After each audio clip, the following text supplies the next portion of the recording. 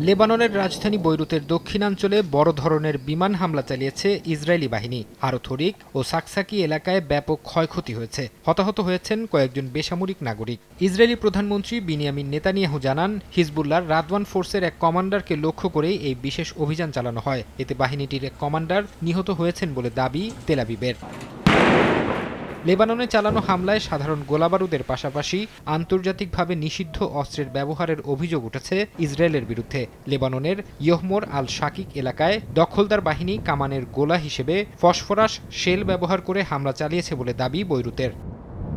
Israeli আগ্রাসনের বিরুদ্ধে তীব্র প্রতিরোধ গড়ে তুলেছে হিজবুল্লাহ। লেবাননের হুলা শহরে নেতানিয়াহু বাহিনীর সামরিক সরঞ্জাম ও বুলডোজার ধ্বংসের দাবি করেছে গোষ্ঠীটি। এছাড়া দেশটির দক্ষিণাঞ্চলে অবস্থানরত ইসরায়েলি সেনা এবং সামরিক যান লক্ষ্য করে নিয়মিত রকেট হামলা অব্যাহত রেখেছে তারা। হিজবুল্লাহর দাবি, নিজেদের ভূখণ্ড রক্ষায় এবং ইসরায়েলি হামলার জবাবে তারা এই পাল্টা আক্রমণ চালাচ্ছে।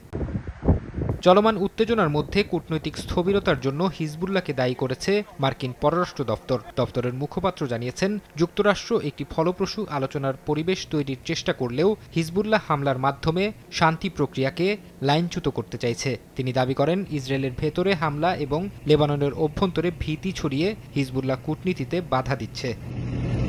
ফারহাদ চৌধুরী, সময় সংবাদ।